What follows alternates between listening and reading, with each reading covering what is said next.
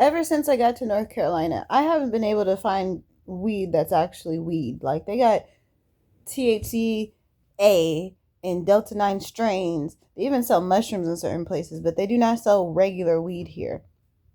The weed that they gave me, or let me say this, the weed that I went to the store and got, where it's like, oh, they sell these at the smoke shop.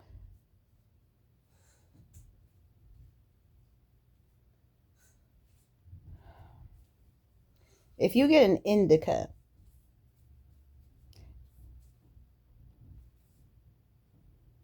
or a hybrid,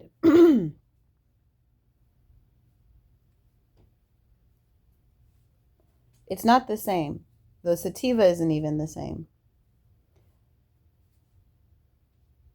I understand that there's some strains that are just more elusive or harder to find and just like up there in the top. But most weeds, especially in Washington, they already were selling THCA. You had to know which one you were buying because one is not like the other. And for me, THCA, Delta 9, whatever you want to call it, Delta 6, whatever the fuck, does not do the same job as weed that is just THC strong.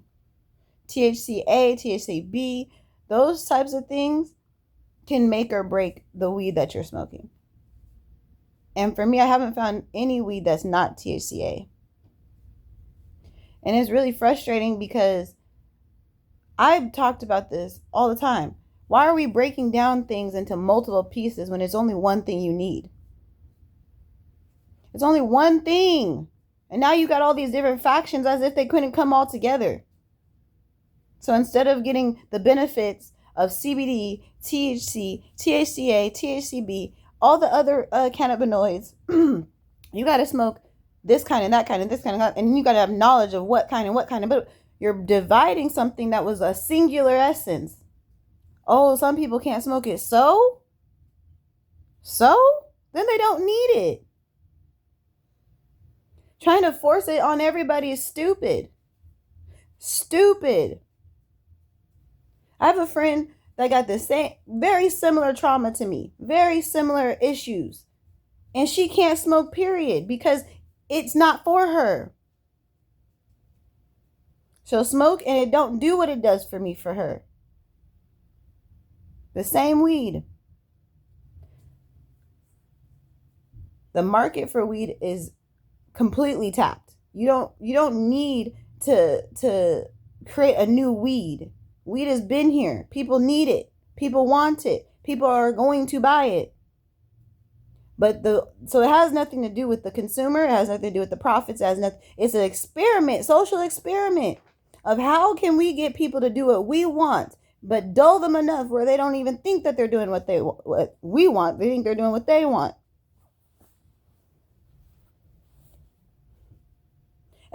Imagine, like, I don't know what makes the classic cigar better than another. Maybe it's the quality, the time, the whatever, the effort put into it. But imagine we're over here like, this tobacco sucks, that tobacco is good. Just imagine. And they're trying to conflate shit because some people that smoke have pedophilic tendencies, have pedophilic desires and wants, and have never put it out there in a bold sense. So they can only indulge in it in this secretive place. And so that's everybody that's smoking weed are pedophiles. Everybody that drinks and do pedophilic behavior are pedophiles. That's why prohibition happened. That's why the legalization of marijuana happened. Oh, they're monsters. They sex everything. They listen to jazz music. They're just demon-based behavior. I wonder why they were thinking that. Why they were pinning it on that. So now I'm over here being tested on what works for me. Like I don't know what works for me. Because you want to know. You can't ask. That's not the right way to do it. Being straightforward and being vulnerable about the fact that you don't know shit. No. Let's outsmart you in the stuff I don't know. Let's still outsmart you. It's not outsmarting me. It's controlling. Do you understand that you're not that smart? You're literally just forcing shit. Talking about You solving problems and fixing, finding solutions. How many times does it take to know something? The only reason I talked about, to be 100% clear, the only reason I talked about tasting something twice, the only reason I said that is because I was talking about food and your taste buds, your literal food and your literal taste buds. Because one day to the next, depending on how your body is going to react to what you need, you might like it one day and not the next day. You might hate it one day and like it the next. Food. The stuff I'm trying to get my daughter to eat. And y'all are caught up in what? When I was talking about food? Mama, you want some food? We don't need, listen, eating your poo-poo.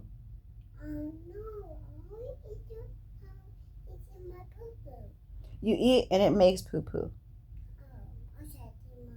Why are you sorry?